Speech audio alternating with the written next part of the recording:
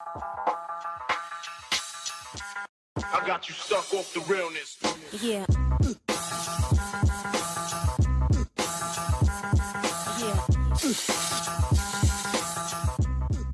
Chaz Barrison. I'm Chaz Barrison from the London Police. And I'm Bob Gibson.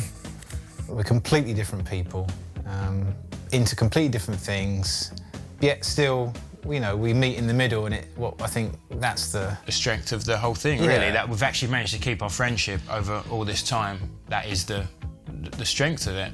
Individually, I think we're okay. Decent artists, you know, Chaz has his very recognisable style of drawing his characters, and I think I have developed a nice feel for the line work and the architectural stuff I do. I think independently they're okay, but I think together they're way better. I like the reaction that I can bounce off Chaz, and Chaz can bounce off me, and we can create these fun little fantasy worlds, and it's all very whimsical and playful. But I wouldn't have that without Chaz. My work's much more sober, and I think Chaz brings a whole different dynamic to it, so. He could build fantasy worlds for my characters to live in, and that's how it started, and we did a few years of that, whereas now he's got even his own characters, so sometimes the canvas can be Bob-centric, and sometimes it's Chaz-centric, but we lean on each other, and you know, we just try and both muck in to create the best product we can. The way we work, it's pretty similar in every painting or every mural. Painting or mural, yeah, the process. It's just a terribly executed sketch. It's awful. It's horribly drawn. We both know the way it all works. So for us, it's about plotting something and then, oh, gotcha, that. It's basically a quick chat before it. Then it's initial sketch. Well, firstly, colours go on. Then the sketch of where the stuff is going on top of those colours. Then you fill that in and then you black that. And a lot of the time too, you want to design a piece, especially if it's a mural, design a piece where you know roughly what it's going to be. But you don't want to make all the decisions beforehand, because then there's no creativity during the process. You've got to leave yourself room to make decisions later. Otherwise, you're just painting by numbers, and the creative process is only that initial sketch. We try and make sure that we're having a good time and that we like what we do. Because you can listen to the haters and you can listen to the people who appreciate it. The point is, the best barometer for what you're doing is what you think and what you feel. And if you don't like it, fair enough. If you do like it, great. If you don't like the style, then we hope you appreciate the craftsmanship, because we really try and make the artwork crisp and clean, and we use the best canvases and the best paint, and we do several layers of paint.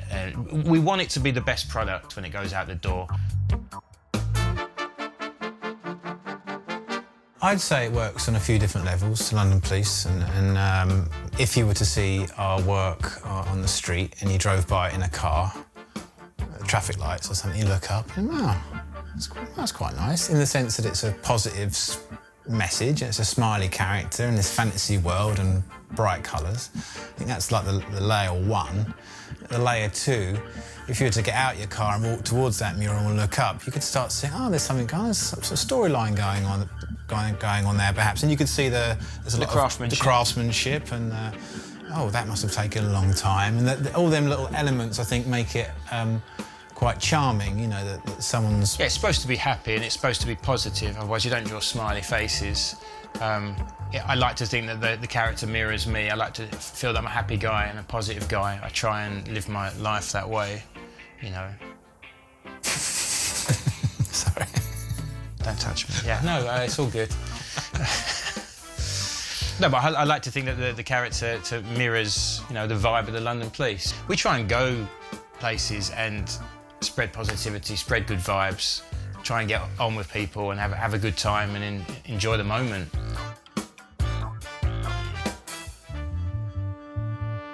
I think a lot of the inspiration for me came artistically from the children's books. I used to love Mr. Men books by Roger Hargreaves, like Mr. Happy, Mr. Tall. Very simple, charming, and actually they had these big shoes as well, just like my characters. But then as it went through time, early graffiti, and notably Mo 2 for me, because of his characters, and spray can art More than that, inspiration comes from everything. It comes from the music you listen to. It comes from the people you speak to.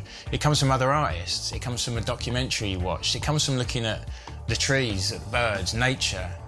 My education was like classically trained how to sculpt, how to paint. When I was growing up, we would go to museums and national galleries and, you know, how people would paint in the Renaissance and the light hitting their faces. And for me, architecture was a big thing, how that was illustrated. I used to love looking at these books of like old architects like Le Corbusier. He had these beautiful future cities. Planes would land on the roofs and buses would be able to ride between them. You know, this kind of like crazy like metropolis style. That's, I think, what you see in a lot of my work is that kind of like, you know, the light hitting from one side or the reflections in the water. That's how my brain works. But like that's another example of how two people coming together with completely different ideas about how to make art. It's that clash.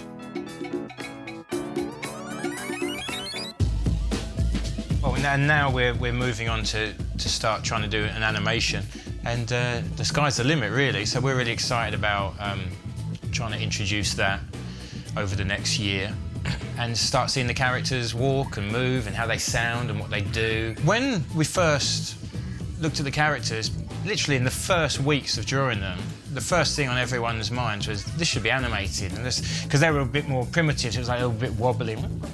And so then that was the first thought, was these should be animated characters. Like I said, 20 years ago, it wasn't possible, so it's taken 2 decades of going through everything we've gone through, and drawn them everywhere, and the paintings, to actually get to a stage where we can think about the animation. It's going to be, come and join in, come and have a little look what's going on in the world of London Police, and let's smile, let's have a laugh, let's make it a little bit funny. The dogs like the snow and the snow likes the dogs. The snow dogs like the snow dogs. Messing around, they're like a couple of boys. The snow dogs like the snow dogs. 'Cause I knew dogs and I grew dogs. 'Cause I fed dogs and I've bred dogs. Let it snow, let it snow, let it snow, dogs. The snow dogs.